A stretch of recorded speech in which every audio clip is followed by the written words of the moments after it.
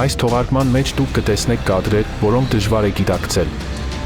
Անցած շաբաթվա ընթացքում կատակլիզմները նոր ուժով ընդգրկեցին ամբողջ մոլորակը։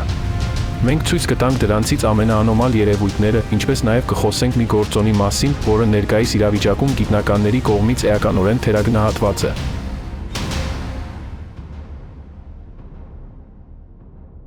ԱՄՆ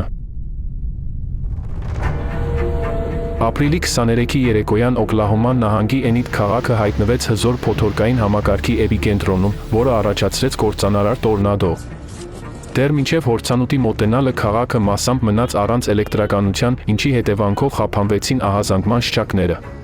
Քամու ուժգնացող աղմուկի ներքո սկսեց ձևավորվել ձագարը, եւ շուտով օդերևութաբանները հայտարարեցին վտանգի հազվադեպ մակարդակի Tornado Emergency մասին, որն ուղիղ սպառնալիքի ազդանշան է ավերածությունների եւ զոհերի մասին։ Էնիդով անցած տորնադոն բացառիկ հզոր եւ երկարատև էր։ Դրա ուժգնությունը հասնում էր իև 4 կարգի, իսկ քամու արագությունը գերազանցում էր ժամում 280 կիլոմետրը։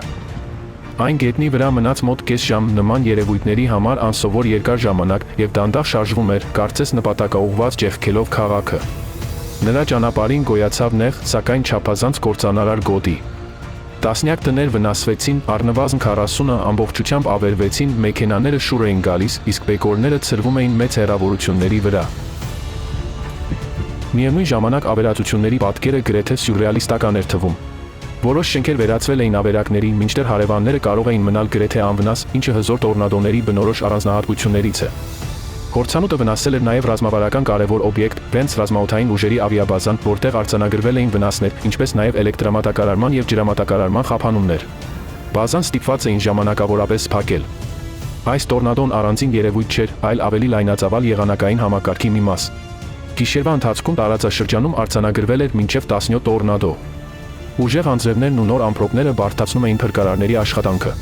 Չնայած ավերածությունների մեծ մասշտաբին զոհեր չկային, սակայն մոտ 10 մարդ ստացել էր վնասվածքներ։ Ռուսաստան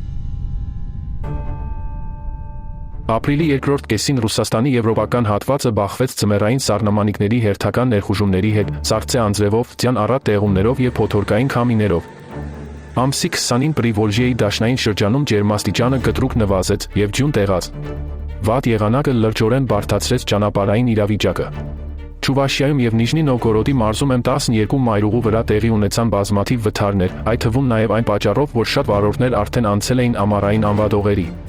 Նիժնի Նովգորոդում եւ մարզում հիդրոթերապևտաբանական կենտրոնի տվյալներով 2 օրվա ընթացքում տեղացել էր գրեթե ամսական նորմային հավասար տեղումների քանակ։ Մարիել հանրապետությունում ձնածածկույթի բարձրությունը հասնում էր 29 սանտիմետրի։ Իսկ Չուվաշիայում ջերմաստիճանի կտրուկ փոփոխությունների պատճառով ջունը արագ վերածվեց երկարատև սառցե անձրևի, որը պատեց ծառերն ու լարերը սառույցի հաստ շերտով։ Դրա ծանրությունից ճյուղերը զանգվածաբար կոտրվում էին։ Ծառերը ընկնում էին մեքենաների, տների եւ էլեկտրահաղորդման գծերի վրա։ Ապրիլի 21-ի առավոտյան էլեկտրացանցերում արձանագրվել էր մոտ 60 վթար եւ մի շարք շրջաններ մնացել էին առանց էլեկտրականության։ Կիրովի մարզում տեղումները գրեթե չէին դադարում մի քանի օր շարունակ եւ ապրիլի 22-ին որոշ վայրերում գոյացել էին մինչև 32 սանտիմետր բարձրությամբ ձնակույտեր։ Կիրովում 5 օրվա ձյան տեղումների ընթացքում տեղացել էր տեղումների 1.5 ամսվա նորման։ Երկրի կենտրոնական դաշնային շրջանում նույնպես բազմաթիվ օդերևութաբանական կայաններ արձանագրել էին ժամանակավոր ձնածածկույթ։ Մոսկվայի մարզի Չերուստի ավանում 1 օրվա ընթացքում գոյացել էին մինչև 11 սանտիմետր բարձրությամբ ձնակույտեր։ Ապրիլի 24-ին արկտիկական փոթորկային ցիկլոնը հարվածեց Կոլսկի թերակղզուն։ Ծովափնյա շրջաններում քամու պոռթկումները հասնում էին փոթորկային մակարդակի։ Անբարենպաստ եղանակը ուղեկցվում էր առատ ջունով եւ բքով, ինչի հետևանքով տեսանելիությունը նվազել էր մինչև 200 մետր։ Մուրմանսկում 2 օրվա ընթացքում տեղացել էին գրեթե 19 մմ տեղումներ, ինչը կազմում է ապրիլ ամսվա նորմայի մոտ 70%-ը։ Իրավիճակը բարդանում էր մերկասառույցով եւ ջերմաստիճանի կտրուկ տատանումներով, ինչը հանգեցրել էր ենթակառուցվածքների աշխատանքի խափանումների եւ դարձել բազմաթիվ ճանապարհատրանսպորտային պատահարների պատճառ։ Ապրիլի 22-ի գիշերը Ռուսաստանի Կեմերովոյի մարզի Նովոկուզնեցկի շրջանում տեղի ունեցավ Բիիսկ Նովոկուզնեցկ մայրուղու մի հատվածի մասնակի փլուզում։ 186-րդ կիլոմետրում Յուլա եւ Կանթալեբ բնակավայրերի միջև հալոցքային ջրերով հողի գերհագեցման հետևանքով ճանապարհածածկույթը փլվել եւ սահել էր կողքի ուղղությամբ։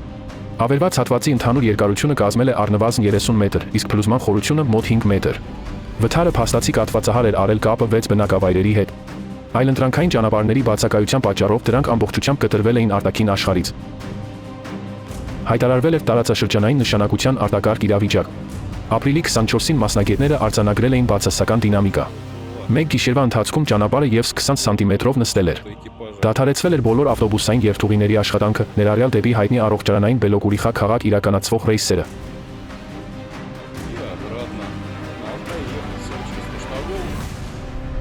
Ուկրաինա։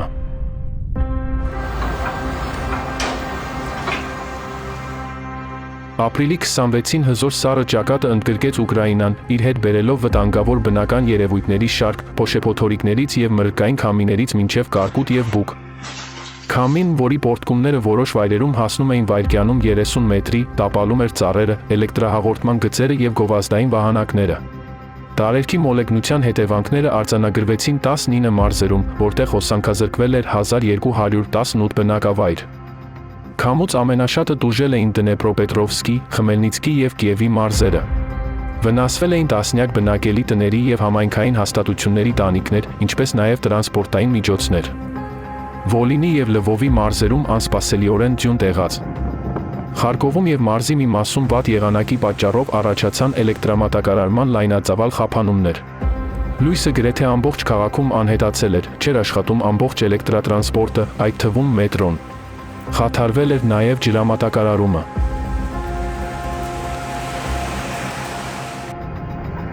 Մի քանի մարզերում փոշեփոթորիկներ անցան։ Կիև-Չոպ մայրուղուն տեսանելիությունը գրեթե 0-ի էր հասել, իսկ Նիկոլաևի մարզում ուժեղ քամին տեղական շլամապահեստարաններից բարձրացրել էր վտանգավոր կարմիր փոշի։ Վինիցայում ուժեղ քամին քշել էր ավտոբուսի կանգառը, իսկ մարզի ճանապարհներին ընկած ծառերը փակել էին տրանսպորտի երթևեկությունը։ Մինչ վարորդները փորձում էին մաքրել ճանապարհը, ևս մեկ ծառ ընկավ ուղիղ Բեռնադարի խցիկի վրա։ Կիևը ծածկվել էր հզոր անձրևներով եւ կարկուտով։ Քամին բնակարաններում պոկում էր պատուհանների շրջանակները։ Շենքի երեսպատման բեկորը վնասել էր կայանված ավտոմեքենայի դիմապակին։ Բարեբախտաբար, մեքենայի մեջ ոչ ոք չկար։ Քաղաքի կենտրոնում տուժել էր նաև բնության բուսաբանական հուշարձան համարվող, ավելի քան 150 տարվա պատմություն ունեցող Իվաշչենկոյի շագանակենին։ Կիևի մարզում նույնպես արձանագրվել էին ենթակառուցվածքների լուրջ վնասներ։ Վիշկորոդ քաղաքում մրրկային քամին պոկել էր տանտանիքը։ Ցավոք, ամբողջ երկրում տարերքի հետևանքով 3 մարդ զոհվել էր ընկած ծառերի պատճառով, և 8-ը ստացել էին վնասվածքներ։ Ճապոնիա։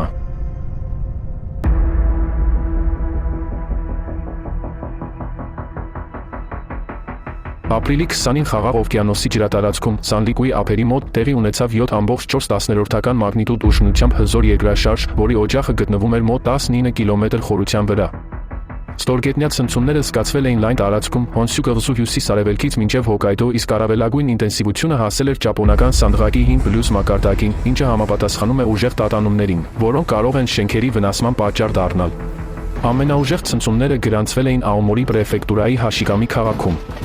Երկրաշարժից անմիջապես հետո հայտարարվել էր նախազգուշացում ցունամիի վտանգի մասին։ Սպասվում էին մինչև 3 մետր բարձրությամբ ալիքներ, սակայն փաստացի գրանցված առավելագույն ցուցանիշները կազմել էին մոտ 80 սանտիմետր Իվատե պրեֆեկտուրայի նավահանգիստներում։ Երկրաշարժից հետո առաջին րոպեներին ազգային հեռուստաալիքները արտակարգ ռեժիմով կոչ էին արել ափամերձ շրջանների բնակիչներին անհապաղ լքել վտանգավոր գոտիները։ Տարանման նախազգուշացում ստացել էր ավելի քան 170,000 մարդ։ Չնայած երկրաշարժի ուժգնությանը, դրա հետևանքները համեմատաբար սահմանափակ էին։ Մոտ 10 մարդ տուժել էր, առաջացել էին տրանսպորտի աշխատանքի խափանումներ, այդ թվում Սինկանսեն արագընթաց գնացքների կանգ և ճանապարհների ժամանակավոր փակում։ Վնասվել էին նաև տասնյակ շենքեր։ Հարկ է նշել, որ վերջին 10 տարիների ընթացքում այս տարածաշրջանում դիտվում էր սեյսմիկ ակտիվության կայուն ցածր մակարդակ, որի պայմաններում ճապոնական Սանդղակով 1 բալից բարձր ինտենսիվությամբ երկրաշարժերի քանակը ամսական չէր գերազանցում 5-ից 15 դեպքը։ Սակայն 2025 թվականի վերջում արձանագրվել էր սեյսմիկ ակտիվության կտրուկ աճ։ Ցնցումների քանակը հասել էր ամսական 60 և ավելի դեպքի։ Եվ այս պահին այն շարունակում է մնալ կայուն բարձր։ Ապրիլի 22-ին Իվատե պրեֆեկտուրայի Օցուտի Ավանի լեռներում բռնկվել էին 2 անտառային հրդեհներ։ Առաջին ժամերից հրդեհաշիճման աշխատանքներում ներգրավվել էին ուղղաթիռներ, սակայն կրակի տարածումը կանգնեցնել չէր հաջողվել։ Արդեն ապրիլի 23-ի երեկոյան կրակը ոչնչացրել էր առնվազն 7 շինություն, այդ թվում բնակելի տներ։ 4-րդ օրվա դրությամբ հիդրանտներում եւ ջրամբարներում ջրի պաշարները գրեթե սպառվել էին եւ կամավորները ստիպված էին կրակը մարել բառացիորեն ձեռքով, բրիչներով հարվածելով բոցերին եւ սեղմելով դրանք գետնին։ Ստիպված էին օգտագործել նաեւ ծովի ջուրը։ Հրթեհի տարածքը կտրուկ աճում էր։ 27-ի առավոտյան կրակն արդեն ընդգրկել էր 1618 հեկտար տարածք։ Սա ընդամենը երրորդ դեպքն է, երբ Ճապոնիայում անտառային հրթեհի տարածքը գերազանցել է 1000 հեկտարը, ինչը այն դարձնում է երկրի ժամանակակից պատմության ամենախոշոր հրթեհներից մեկը։ Չնայած 11 պրեֆեկտուրաներից ուժերի մոբիլիզացմանը եւ ավելի քան 1300 մարդու մասնակցությանը, կրակը շարունակում է ընդարձակվել։ Փորձառու հրշեջները նշում են վերջին տարիների հրթեհների մի չափազանց վտանգավոր առանձնահատկություն։ Նրանցից մեկը, ով մասնակցել էր 2025 թվականին Օֆունատոյում տեղի ունեցած խոշոր հրթեհի մարմանը, առավել ճշգրիտ կերպով ձևակերպել էր դրա էությունը։ Անտառային հրթեհը անհնար է ամբողջությամբ մարել։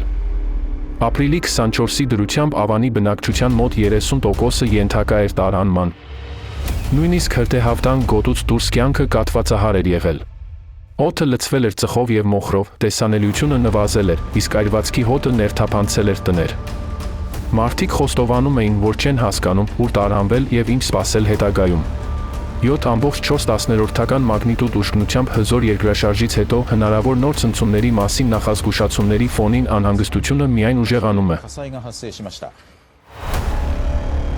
Թայլանդ Թայլանդի 19 նահանգներում արդեն ավելի քան 1 ամիս չեն դադարում անտառային հրթեհները։ Հատկապես ծանր իրավիճակ է ստեղծվել երկրի հյուսիսում, որտեղ արդեն արձանագրվել է հրթեհի ավելի քան 1500 օջախ։ Կրակը շարունակում է տարածվել, խիտ ծխով պատելով շրջանները եւ լուրջ վնաս հասցնելով էկոլոգիային ու մարդկանց առողջությանը։ Բարդ իրավիճակը պահպանվում է նաեւ երկրի արևմտյան Կանչանաբուրի նահանգում, որտեղ գրանցվել էր 559 ջերմային կետ։ Խոշոր հրթեհը բռնկվել էր ապրիլի 21-ի Մուանգ շրջանում, իսկ արդեն հաջորդ օրը ուժեղ քամու պատճառով այն կտրուկ ուժգնացել էր։ Տպավորություն էր ստեղծվում, թե ամբողջ լեռն է այրվում։ Հրթեհաշիջման աշխատանքները բարդացնում էին զառիթափ լանջերը, խիտ չոր բուսականությունը եւ հրթեհի օջախների դժվարամատչելիությունը։ Առողջության համար վտանգավոր ծխի մակարդակի պատճառով Էրավան ազգային պարկը ժամանակավորապես փակվել էր զբոսաշրջության եւ բնակության համար։ Թոնգ պահապողում ազգային պարկում, որի տարածքը գերազանցում է 1200 քառակուսի կիլոմետրը, հրթեհները արդեն ավելի քան 1 ամիս չի հաջողվում մարել։ Սա տարածաշրջանի կարևոր բնական զանգվածներից մեկն է, որտեղ բնակվում են հազվագյուտ կենդանիներ, վագրեր, վայրի փղեր, ծխագույն ընձառյուծներ եւ սերուներ։ Կրակը լուրջ վնաս է հասցնում էկոհամակարգին։ Կենդանիները զանգվածաբար լքում են իրենց բնակավայրերը։ Շատերը չեն հասցնում փրկվել եւ զոհվում են կրակի մեջ։ Իսկ նրանք, որոնք ողջ են մնում, դուրս են գալիս բնակավայրերի մոտ, լրացուցիչ դժվարություններ ստեղծելով տեղացիների համար։ Մասնագետների խոսքով հիմնական խնդիրը շարունակում է մնալ ուժեղ երաշտը։ Այն չորացնում է անտառային ծածկույթը, վերածելով այն հեշտ բռնկվող նյութի, ինչը զգալիորեն արագացնում է կրակի տարածումը։